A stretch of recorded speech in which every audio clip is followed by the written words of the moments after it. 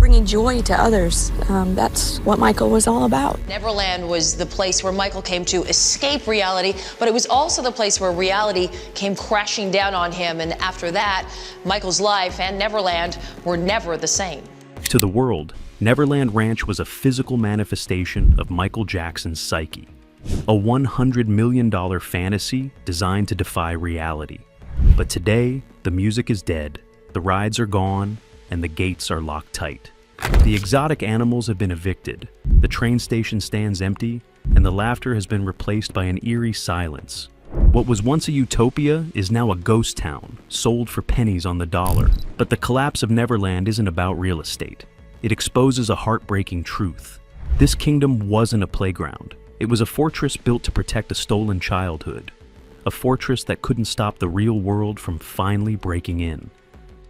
The rise and fall of the kingdom. To understand the magnitude of the fall, we first have to look at the height of the obsession, because in 1988, Michael Jackson didn't just buy a house, but instead bought a canvas.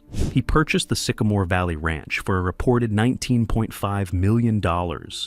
Yet that was just the down payment on his vision, as over the next decade he poured an estimated $35 million into transforming the dusty cattle ranch into a living storybook. He built a 50-seat movie theater with a dance studio and a private viewing balcony for children who were too sick to sit in the general population. And he installed a full-scale amusement park that rivaled small county fairs by featuring a Ferris wheel, a carousel, bumper cars, and a Sea Dragon swing ride that could launch riders high above the oak trees.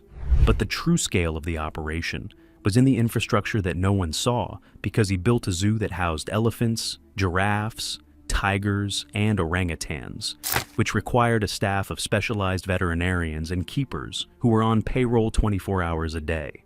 He also installed a steam train with a sprawling track that circled the property, complete with a Disney-style station that featured a floral clock, creating not just a rich man's toy, but a fully operational city dedicated to the preservation of childhood. At its peak, Neverland employed over 150 people, while costing a reported $10 million a year just to maintain, because the flowers were replanted constantly and the rides were safety checked daily, while the candy stations were always stocked.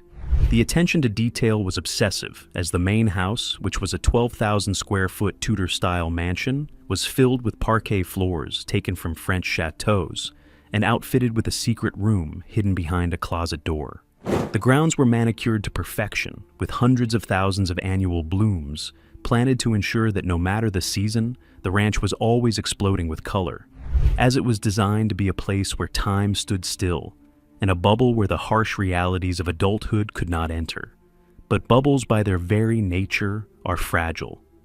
The dream began to curdle into a nightmare on November 18th, 2003, which was the day a convoy of 70 police officers and sheriff's deputies swarmed the property armed with a search warrant, while helicopters circled overhead, broadcasting the raid to the entire world. For Michael Jackson, this was the ultimate violation, because the sanctuary he had built to keep the world out had been breached by the very forces he feared most. And the police searched every drawer and every closet along with every corner of his private world. They weren't looking for pixie dust, but were instead looking for evidence of crimes against children. And although Michael was eventually acquitted of all charges in the 2005 trial, the psychological damage was permanent. The prosecution had turned his home into a crime scene by showing photos of his bedroom to a jury and dissecting his private life in a way that made it impossible for him to ever feel safe there again. After the trial, Michael Jackson made a heartbreaking declaration, saying he wouldn't live there ever again because it is a house and not a home, and he meant it. In 2005, the King of Pop walked out of the main gate and never spent another night at Neverland. So the lights were turned off and the staff was reduced to a skeleton crew, while the slow, painful decay of the property began, proving the magic hadn't just left the building, but the owner had abandoned the kingdom. The corporate takeover and liquidation. The psychological break between the man and the land was absolute, because to Michael, the soil itself had been tainted. So the staff who remained were essentially caretakers of a mausoleum, polishing surfaces that no one would touch and watering gardens that no one would see. While Michael was living a nomadic life in Bahrain and Las Vegas, Neverland Ranch was slowly bleeding him dry because a property of that size is a living organism, and if you don't feed it money, it dies. By 2008, the situation was critical because Michael Jackson was facing a financial crisis of epic proportions, having defaulted on a $23 million loan secured by the ranch, which was held by a Fortress Investment Group. The headlines were screaming foreclosure, and the humiliation was public as the idea that the King of Pop could lose his castle to a bank auction was unthinkable, yet it was days away from happening. Enter Colony Capital, which is a real estate investment firm run by billionaire Tom Barrack, who saw an opportunity where others saw a disaster, and in a last-minute deal that saved Michael from total ruin, Colony Capital bought the note for $23.5 million and formed a joint venture with Michael, essentially taking control of the property. This wasn't a charity move, but a business play, because Colony Capital wasn't interested in the magic, but rather they were interested in the asset. Their plan was to renovate the property and strip away the Michael Jackson stigma to sell it for a massive profit. But they severely underestimated just how toxic the asset had become, because the debt on the property continued to accrue interest, turning the ranch into a financial black hole that would trap investors for more than a decade. Colony pumped millions into the property just to keep it from falling apart by fixing the plumbing and repairing the roofs while maintaining the grounds. But every dollar they spent was a dollar they needed to recoup in a sale, and the market simply wasn't valuing the property anywhere near what they needed. Once Colony Capital took over, the de-Michaeling of the property began, which is the part of the story that breaks the hearts of the fans because it wasn't just a sale, but an erasure. To make the ranch sellable to a serious buyer, the eccentric elements had to go. So the amusement park rides, which were the symbols of Michael's eternal childhood, were dismantled, and trucks arrived in the dead of night to haul away the Ferris wheel and the Sea Dragon. Some of the rides were sold to carnival operators, ending up at state fairs in California and Oregon. And imagine the irony that the rides, which were once private treasures of the most famous man on Earth, were now being ridden by strangers for a few dollars a ticket, with their history completely unknown to the riders. The animals were dispersed to sanctuaries and zoos across the country, as the elephants, the giraffes, and the tigers were loaded into crates and shipped away, while Bubbles, the famous chimpanzee, was sent to a sanctuary in Florida, leaving the zoo cages standing empty as haunting reminders of the life that used to be there. Then came the auction that almost happened, because in 2009, Julian's Auctions was hired to sell the contents of Neverland. And we are talking about everything from the iconic entry gates, which were dismantled and put in a catalog, to the arcade games, the bumper cars, the robotic head of Michael from the Moonwalker film, and even the socks and gloves were tagged and ready to be sold to the highest bidder. It was set to be the sale of the century, and a complete liquidation of a man's life. But just days before the hammer fell, Michael intervened legally and halted the auction. Yet the damage was done, because the world had seen the inventory list and they saw that the kingdom was just a collection of things that could be boxed up and sold. The unsellable asset and legal nightmares. In 2015, which was 6 years after Michael's death, the property was finally listed for sale, but it wasn't called Neverland anymore, as it was rebranded as Sycamore Valley Ranch, a generic name designed to distance the estate from the scandals of its past owner. The asking price was a staggering $100 million, and real estate agents pitched it as a quintessential California estate by highlighting the lakes, the tennis courts, and the massive main house while trying to sell the architecture and ignoring the ghost in the room. They banned journalists from using the word Neverland during tours because they were trying to sell a luxury home. But the world only saw a crime scene, and the market responded with silence because no one wanted it. Billionaires are a superstitious bunch, or at least a PR-conscious one. So who would want to host a dinner party in the dining room where the most infamous allegations in Hollywood history took place? Or who would want to sleep in the master bedroom that had been analyzed by forensic experts? The stigma was too potent, so the price began to freefall, and in 2017, it was slashed to $67 million.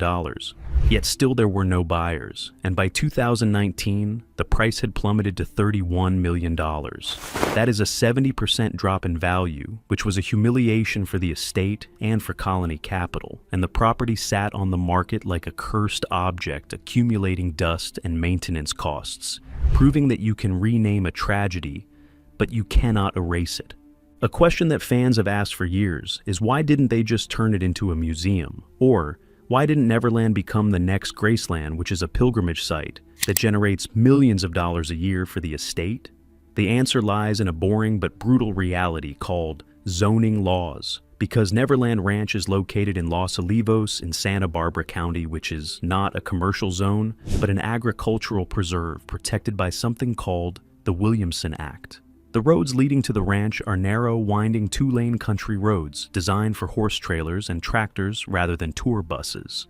And when the idea of a tourist attraction was floated, the neighbors rebelled because the wealthy residents of the Santa Ynez Valley did not want their quiet paradise turned into a circus of Michael Jackson fans. They feared traffic jams and noise along with the commercialization of their community. So the county officials made it very clear that they would never approve the permits required to operate a commercial museum on that site. So the estate was trapped because they couldn't sell it due to the stigma, and they couldn't monetize it due to the law, making it a stranded asset. This is why the property sat empty for so long, not just because of the ghosts of the past, but because of the bureaucratic red tape of the present, meaning the Graceland of the West was legally impossible and dooming Neverland to be a private residence that no one wanted to live in. The final sale and the ghostly return. Finally, in December 2020, the saga came to a quiet, unceremonious end when the ranch was sold to Ron Burkle, a billionaire businessman and co-founder of Yucaipa Companies, who was a former associate of Michael Jackson, which added a layer of irony to the sale. The price was $22 million, and you have to let that sink in because a property that was once valued at $100 million and had tens of millions of dollars of infrastructure poured into it, sold for essentially the value of the dirt.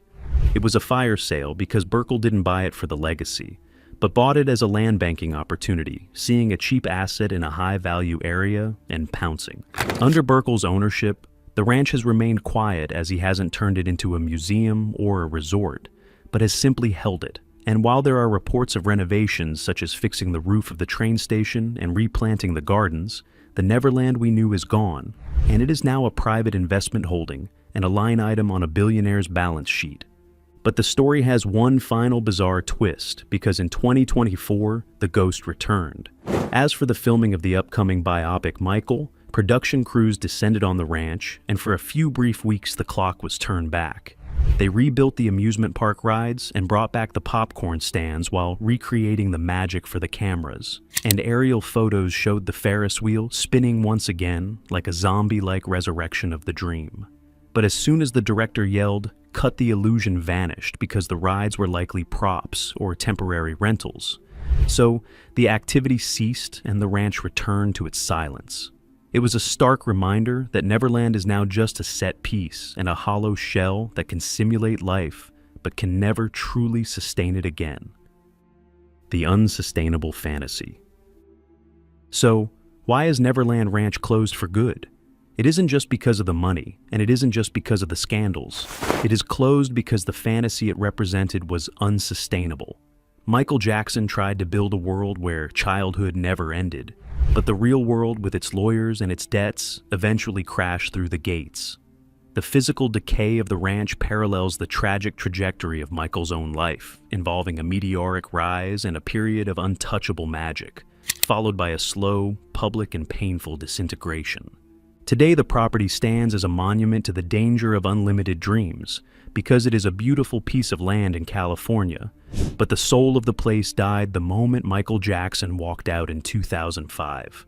Ron Burkle owns the deeds in the dirt, but the Neverland that captivated the world is gone, having been sold off piece by piece, leaving behind only silence where the music used to play. What do you think about the fate of Neverland, and do you think it should have been turned into a museum like Graceland, or was it right to let it fade away? Let us know in the comments below. And if you want more deep dives into the fallen empires of the rich and famous, make sure you hit that subscribe button. Thanks for watching.